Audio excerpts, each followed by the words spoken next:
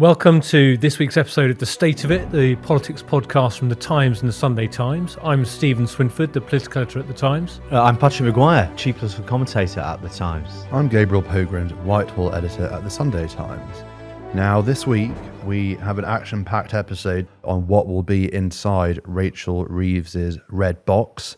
I've got some inside information on your party's inaugural conference at the end of this week. And I've got an additional scoop, by the way, important to mention that Caroline Wheeler, our co-host, will be back next week. But we're going to kick off with Patrick, who was playing darts last night with Angela Rayner. And he'll tell us whether Keir Starmer's face was on the board. And it will also learn a little more about his entanglement with a childhood hero of his. Yeah, I was on the terrace of the House of Commons last night for the Westminster Darts Championship. I was actually being violently sick on Monday morning, but I forced myself in on the promise of meeting the two Lukes who dominate British darts and world darts, Luke Humphreys and Luke Littler, who were there. It was a charity bash held for Prostate Cancer UK. But anyway, I walked in just as Angela Rayner was stepping up to the oche. She professed never to have played darts before. There was no picture of Keir Starmer on the board. But maybe she was visualising both, because she, with I think her third dart through, straight into the 25, almost hit the bullseye directly. And I thought, if Angela Rayner can do it on this big stage, as Steve knows, I spend a lot of time at the dartboard in the Times Parliamentary Office, so I thought, I'm going to wipe the floor with these people. Anyway, I was paired with Luke Humphreys, the 2024 world champion. Very nice man. And then I proceeded to throw 36 with 6 darts. Now, if anyone who is listening to this isn't necessarily familiar with darts scoring, that's not very good. And indeed, the announcer, PDC referee, Kirk Bevins, another hero of mine, went as far as to say that's the lowest score we've had all night. So it was quite humiliating to do that in front of an audience including less than sympathetic spectators, including Reform UK's Lee Anderson and several members of the Parliamentary Labour Party who have not necessarily enjoyed my coverage of politics in recent months. But then I met, as you said, a hero of mine, Luke Littler, and he was being harassed for selfies all night, including by our colleague Aubrey Allegretti. And I went up to him and I thought, I'm not going to do the thing of asking for a selfie. So I said, accurately, I was at school with a very good friend of yours, to which he said, yep. And then I said the name of the former Lancashire county darts player Luke Littler had played in the youth setup with, even gave this guy's darting nickname. Luke Littler, emphasising the point, said, yep. And then got out his phone and went back to his Instagram reels. And I didn't ask for a selfie, but I do have a very good picture of me and Luke Humphreys. So it wasn't entirely unsuccessful, but yeah, I'm not going to be... Does he listen to The State of It? Maybe he might have been starstruck. Well, as a minister said to me afterwards, he said, "Don't worry, he's just not a fan of your column." He was saying to me, "Patrick Maguire, he's gone off the boil." So if you're listening, Luke, I will try harder in the coming weeks. Right, let's get on to the budget. We are on the eve of budget, and I've got a possibly controversial opinion, which is, I think this budget could actually go down quite well with Labour MPs, who are one of the key constituencies. So last night, Rachel Reeves was addressing the Parliamentary Labour Party, and our team had their ears literally to the door in one of their cases to catch every word that she said. She was defiant. She said, I will beat them. I will beat my critics. She said that she detects misogyny behind the attacks on her in public life. And then she had this analogy about sweets.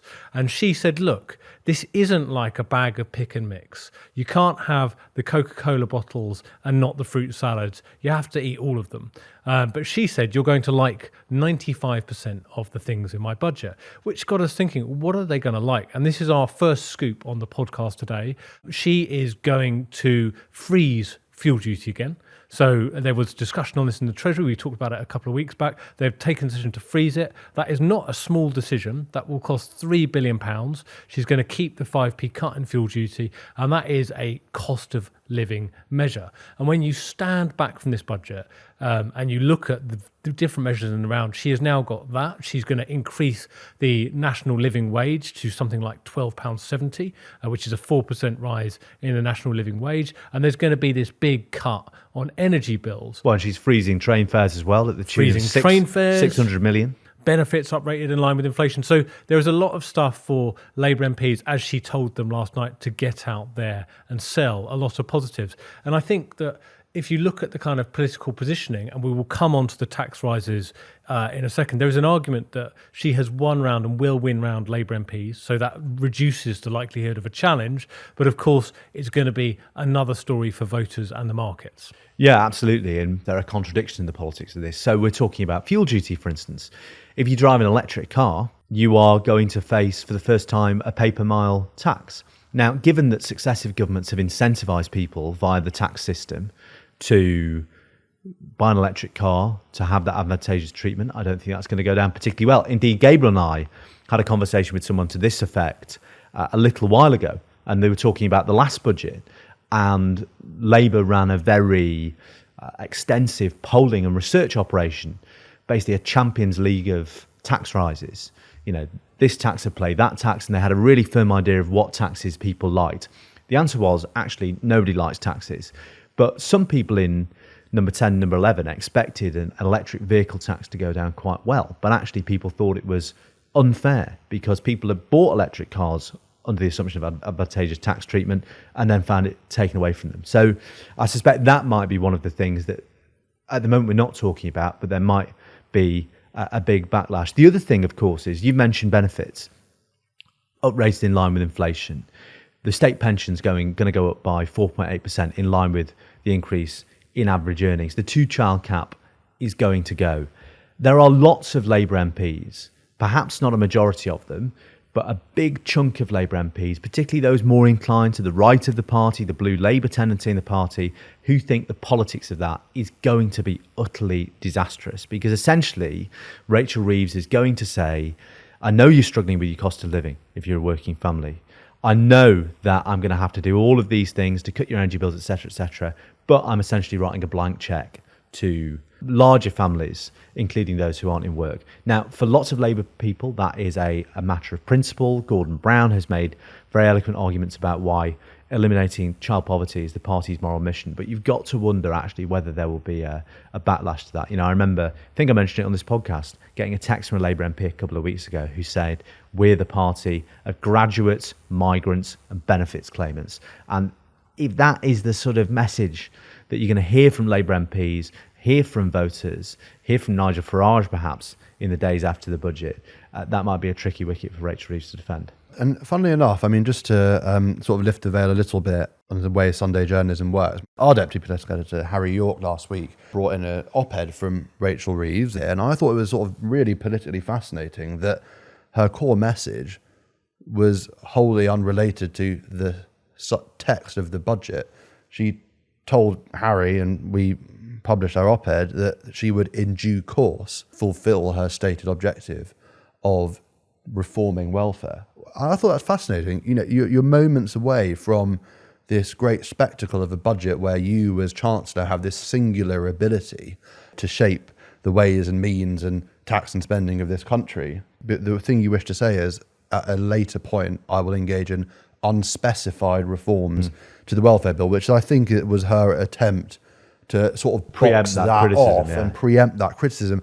And I think it's really interesting that in the end, Reeves has sort of so often spoken about, you know, disavowing Labour's past and upending what one might expect of a Labour government. But in this instance, you're looking at preservation of the welfare bill, better off if you're anybody other than, you know, middle earners or high earners. And I think that it sort of helps her with the PLP, but whether it helps her with the markets or long term is its own separate matter. And the other thing, of course, is in her remarks to Labour MPs last night, she was talking about NHS funding. Now, obviously, Wes Streeting was one of the big winners of last year's fiscal events. NHS got 20 plus billion quid. Last night, she went as far as to say that, or strongly suggest, that the NHS was going to get more, that they were going to keep and protect the funding to bring down waiting list, and in her words, go further. And it's no wonder when we write that Reeves is looking left, there's no rebuttal from the Treasury on that point, because that's clearly how they want it to be seen by the Parliamentary Labour Party. I think that there is a bigger debate on that, right? Does Labour know who its voters are? So we were talking to YouGov about this, and actually they were pointing out that Labour's core vote is increasingly wealthy, graduates, people with actually quite a bit of money, that a lot of the lower income people have already left for reform. They're already gone.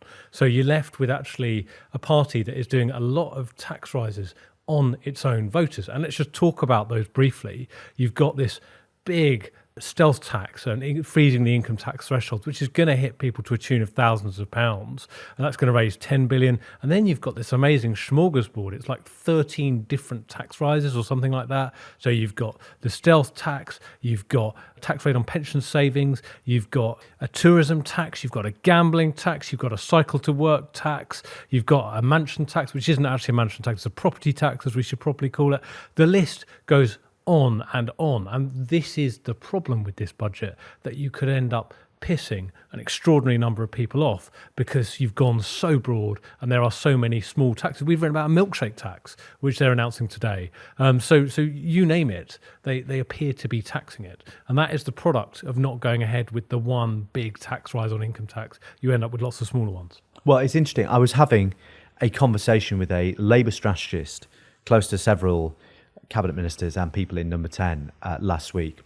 And they said something that initially I thought was a joke, but it became quite clear it wasn't a joke. They said the Prime Minister and Chancellor have a reverse Midas touch, by which they meant that Keir Starmer can announce something that the public love, in theory, that polling says the public love. So, for instance, Keir Starmer could say tomorrow, I'm going to give everyone a free puppy.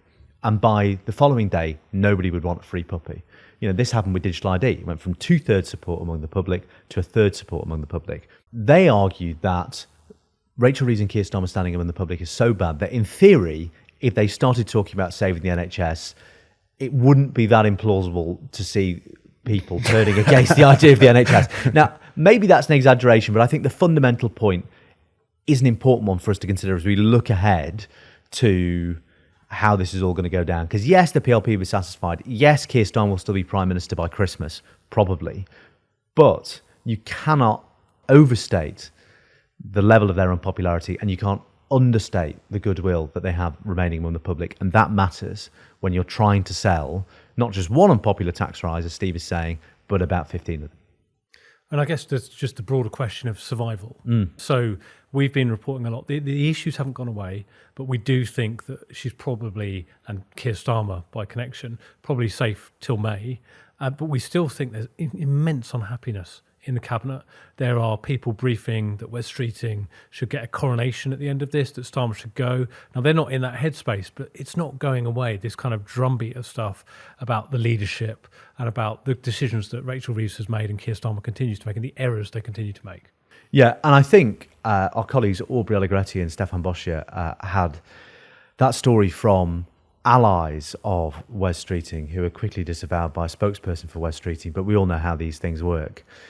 Talking about how the time had come to crown Wes, probably in the wake of the local elections.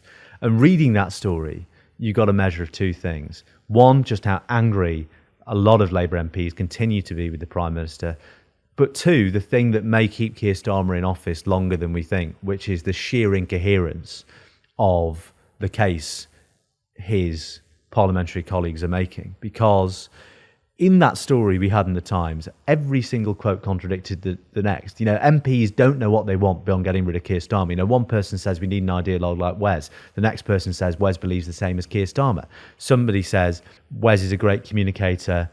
Another person says, you know, it's all about the ideas. So, you know, there is no clear, as we've said many times in this podcast, there's no clear ask or diagnosis for the next leader to fix something. The person who has one, by the way, Shabana Mahmood, who, as we said last week, set out a very clear vision of what the Labour Party should be and what its priorities should be and who it should be for.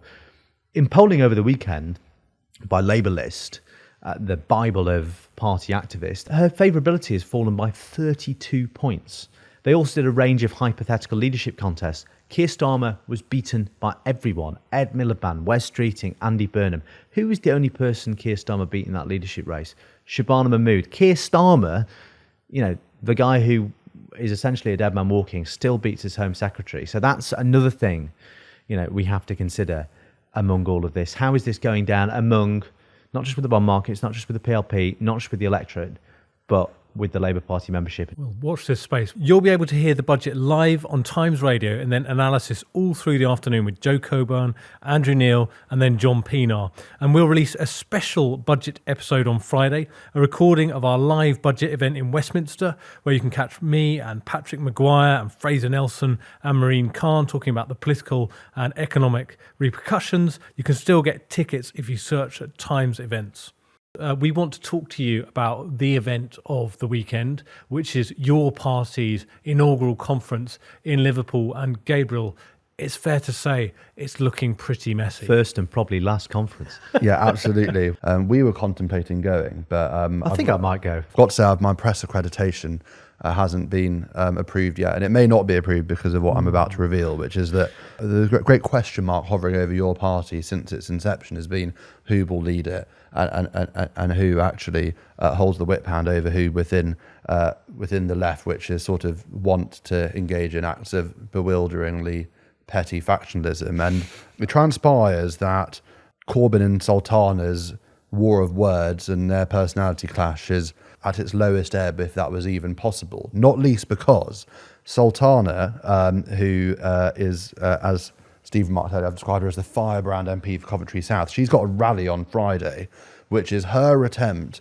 to sort of claim the mantle of the leadership ahead of an election at some point in time to determine who runs this party. But there was one person who was mysteriously NFI'd, not invited to this jamboree, and it happens to be Jeremy Corbyn himself. Now, this is rather curious because yesterday Sultana actually posted saying that she remained as committed as ever to the notion of co-leading the party with Corbyn himself. So committed she didn't think to ask him to attend her rally, which of course is happening on the same weekend as Corbyn's own separate rally. But it was conveyed by allies of Corbyn to Team Sultana that Jezza, the Islington North MP, was rather irritated by the slight of not having been invited. And I'm told that intermediary, I don't quite have their identity, forgive me listeners, but neither did Corbyn. But nor did Corbyn. Somebody not known to Jeremy Corbyn then contacted him to say, if you did wish to attend, the door is always open, Jeremy, and we'd be happy for you to come. Now, I'm told that the two of them are not on speaking terms. Not speaking. That's how dysfunctional this is. They don't speak. Which is actually, I mean, I apparently specialise in these interpersonal spats, but obviously I reported a few weeks ago on the fact that Streeting and McSweeney hadn't spoken for some time. So I appear to spend my weeks now just asking people when they last spoke. I don't know when Sultana and Esther Corbyn... Perel of... yes, exactly. Of the British left, yeah. What I can also say is that there are many people that believe that Sultana's resurrection of the co-leadership idea, and she has been posting about it over the last 24 hours, is part of an attempt to bounce Corbyn into openly saying he wouldn't do this, he doesn't wish to lead the party with her, thereby enabling her to say, it gives me no pleasure to say this, but I'm now making the difficult decision to run on my own as the sole leader of this new leftist, anti-Zionist, anti-imperialist party. Well, the big question for either of them, whoever is elected leader by the 4,000 odd delegates who were selected by a process called sortition, i.e. a lottery. So delegates have been selected at random. What is the victorious leader, even if it's Zarah Sultana and her new allies on the hardest bit of the hard left, or it's Jeremy Corbyn? It's clear that this entire process has really just soured the well of what could have been a pretty vibrant, dynamic force in British politics. We spoke last week about how Zach Polanski has eaten your party's lunch as it's eaten itself. But another thing that's happened is Adnan Hussain, the independent MP for Blackburn, Iqbal Mohammed, the independent MP for Dewsbury, nearly half of the independent alliance of Gaza independent MPs. Indeed, there were 4 Gaza independents and Jeremy Corbyn. They formed this thing called the Independent Alliance. They were meant to be starting your party, but they've become so alienated by the way Zarah Sultana has been carrying on that they've left. They've said, we're not interested. We're going to continue as independents. And for some people in your party, they look at that despairing, saying, actually, Jeremy and these guys had almost by accident tapped into something that was happening in Britain's inner cities and in the former mill towns of Yorkshire and the West Midlands. They had found an electoral coalition that wanted something to the left of the Labour Party, a very particular brand and style of politics. And this torturous, internecine, petty process and the way people have carried on has led the people who have tapped into that electoral coalition to say, you know what, forget it. If there's no place for our politics, particularly the socially conservative aspects of that politics, which has been a big source of tension between some activists on the left and those MPs, be our guest. Now, without those guys, without that sort of inroad into British Muslim communities, what's the point of your party? You know, because some people would say, actually, it's for the bits that a hyper-liberal Green Party can't reach, and we'll form an electoral alliance and we'll stand in these places. Without that, what is it other than sort of something that's slightly more extreme than the Green Party? I mean, Zarah Sultana's tried to explain this a few times, saying, you know, attacking the Greens' records on councils or saying they're not properly anti-imperialist or anti-Zionist. You know, I'd say that there's maybe a slightly limited electoral appetite for that sort of politics. If the version of your party is just going to be post-Labour Jeremy Corbyn, who can win Islington North, we know that, or it's going to be Zarah Sultana and a sort of slightly ragtag group of people who have been to the left of the Labour Party for a long time with no electoral success. It's a tough sell. Let's move on to Nigel Farage, who is this week a man under pressure. So he has spent a lot of the summer and into the autumn trying to kind of fend off the attacks from Labour and fend off the attacks from Tories on particularly issues around security, Ukraine and his positions on that, and also the economy. And they've done a reasonable job of trying to defend those things. He's got a real problem on his hands with the publication of allegations that he made some deeply anti-Semitic comments, which Reform denies, but he doesn't quite deny in an interview with the BBC.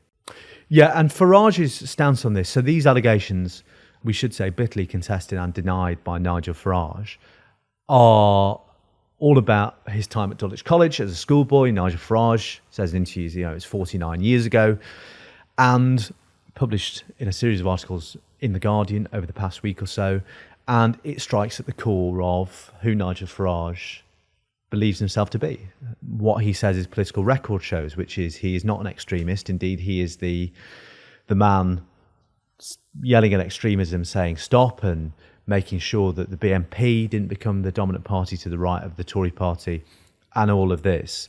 And a bit like Jeremy Corbyn, actually, that sort of idea that he is not a racist is the very core of his political sense of self. But as you say, Steve, you know, these stories are the only thing he's been asked about in the past week. And is it tricky for him? Well, you know, I actually got a text coming in here to the studio from, I guess you call them an influential Labour figure, bemoaning their colleagues, you know, tweeting about this, and Anna Turley, the Labour chairwoman, banging on about it all the time, saying a guy made some ill-advised jokes at school. Is this really the best we have to combat the rise of Reform UK? But it is clearly a distraction for Reform.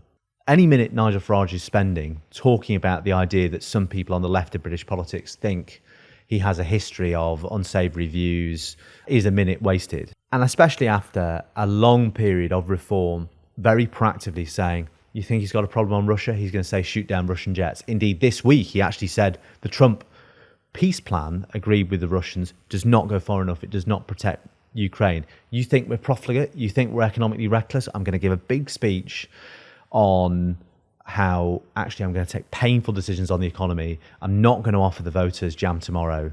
It is going to be a really serious government. And you can see actually Nigel Farage's responses. He is irritated by this, you know, and he does feel it's unfair to be asked about comments he allegedly made 49 years ago.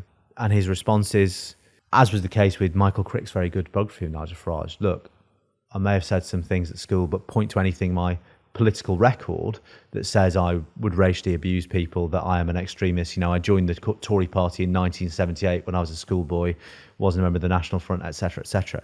But the existence of this conversation on this podcast and in other media outlets is clearly less than ideal for a leader who wants to be taken seriously. Yeah, I remember we once got leaked a copy of an email that Dominic Cummings sent to the Labour Party in late 2018, and he was saying to one of his interlocutors in Corbyn's office that Westminster was off its nut in its belief that anti-Semitism was what was going to topple Corbyn. He said it will be Brexit. That's the issue that people care about outside the M25. But moreover, people don't even know what the word anti-Semitism means, and do not delude yourself that that is ever going to be the essential issue in British politics. Now, I think there's some parallel there in that I don't think that, as Patrick remarked, what Farage did or didn't say 4 decades ago, 5 decades ago, is going to define the outcome of the coming contest. We've actually expended a fair amount of time on this podcast talking about the fact that Starmer needs, more in his arsenal than the accusation that Farage is racist, not least because many of his own cabinet members, Shabana Mahmood foremost among them, have a, if not wholly indistinguishable, then certainly a very similar critique of the effect of migration on the country.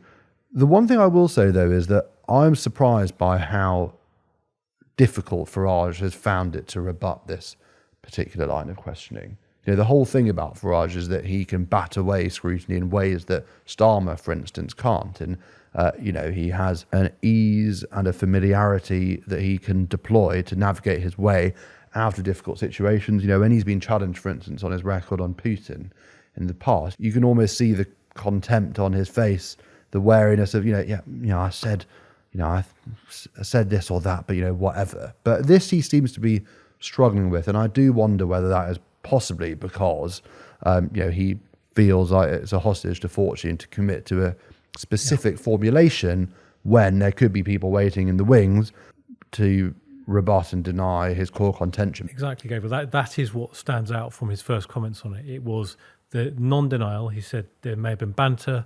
He said, I never intended to directly offend anyone, mixed with a little bit of contrition. And that is what the other political parties will be picking up on. They will smell the weakness of that line, and they will, quite frankly, smell blood. So I expect them to go for that pretty hard in coming days. And this is a time when Farage would want to be majoring on the budget, the tax rises. This should be a really straightforward week for him, for the guy at the top of the polls. But look, this is what happens. If you are the front runner in British politics, if you are potentially on course to enter Downing Street, you're going to get a lot more scrutiny. Gabriel, we wanted to finish talking about your story. This was the front page of the Sunday Times, which was essentially a story about a ban on some Maccabi Tel Aviv fans coming to the UK and possible suggestions that police evidence that was used as the basis for that ban may have been conflated, and that's got repercussions this week. That's right. So I was going to start with something which I'm not sure if I'm permitted to swear on this podcast, so this may in due course be edited out. But if it isn't, the words were, I fucking hate this guy. Doesn't he have something better to do, for God's sake? And those were the words of the Leicestershire Police press office when last year I did some reporting on the extent to which they did or didn't investigate an alleged breach of electoral law in John Ashworth's old seat. Why do I mention that now? Well, I thought it was quite an interesting insight into the extent to which law enforcement very rarely comes under scrutiny and reacts very poorly when it does. Shabana Mahmood only last week gave effect to these reforms, abolishing police and crime commissioners. And we are in a kind of weird situation where, not least because of the kind of local and regional press, police are often a law unto themselves. And no more so, it seems, was that the case than in connection with the ban on travelling fans attending Maccabi Tel Aviv's away game at Aston Villa at the very beginning of this month. It feels like a political lifetime ago, and the decision was made the previous month. What West Midlands Police said was that they had obtained intelligence that indicated to them that it was not advisable, was high risk for these fans to come to Villa Park. Now, Keir Starmer derided the decision. Number 10 said that Israeli fans were being banned for who they are. Shabana Mahmood, who's a Birmingham MP as well as a Home Secretary, said she disagreed with it, and Kemi Badenoch called it a national disgrace. But the police were, as they so often are, able to say, well, we got this intelligence. And the intelligence was mostly based on the disorder that broke out last year when Tel Aviv played away at Ajax in Amsterdam, and there was extreme disorder and unrest around the city. But ION got leaked something last week, which was the intelligence itself. And I've got to say, and I have repeatedly been saying this, I definitely don't hold a candle for the Maccabi Tel Aviv ultras. They are, in some instances, shockingly racist, and there's much of that on show on the streets of Amsterdam last year. But it turns out that the intelligence deployed by West Midlands Police about this game in Amsterdam, about the sort of risks, therefore, that allowing those fans into the West Midlands entailed, was largely made up. So, for instance, they claimed that 200 fans were identified as being linked to the IDF. It transpires that that was not something that Dutch police recognised. I spoke to their director of communications, who also said the claim that Tel Aviv fans were throwing innocent members of the public into the water was also not based in fact. He didn't recognise the notion that 5,000 officers were deployed. It was only 1,200. And this is one of those cases where you think, well, what does that mean when you have a major national policing decision being based seemingly on nonsense? Well, Nick Timothy yesterday got an urgent question in the House of Commons. I understand there'll be a debate on this later this week in the Lords. And it is one of those interesting questions where it's quite multi-layered from a political level. Ayub Khan, the independent MP, was gathering lots of signatures before this game, saying it wouldn't be right for these fans to come into what he described as a predominantly Muslim area. He was sort of, it seemed to his critics, sort of raising the stakes, almost encouraging a backlash so that he could use it as a pretext to ban the game. Now, Mahmood is a constituency neighbour of his, but has now ordered this review of the way that these decisions are made. And it is, I think, Steve, you mentioned this before we came on, just one of those rare cases where you see politics, journalism, and law enforcement interacting, and it often throws up some pretty thorny, complicated questions. And look, Starmer and Shabana Mahmood feel very, very strongly about this. It is personal for them. They feel those fans should not have been banned from travelling. So I don't think this is, well, certainly because you're involved in it, we're not going to hear the last of this. There will be more of it to come. I think that about concludes this week's episode of The State of It. Gabriel, can I ask you to get out your big super red button and thank our My bazooka. Amazing producers who, by the way, we are nominated for Best Newcomer Podcast of the Year and also and Best Comedy Moment. For Patrick's outstanding singing. So, but Gabriel, it wasn't meant to be funny, but there you go. The red button. Yeah, well, extra big thanks this week to Molly Guinness and Euan Dawtrey. I think we were speaking about this last night, Patrick. If we got nominated for awards every 5 articles we wrote, we'd be lucky men indeed. But such is the brilliance of the product that our great producers have put together, that we have been shortlisted for this gong. So yes, thank you so much, Molly and Euan, and we'll see you next week. Yeah, and Caroline back next week, crucially as well. So thank you again.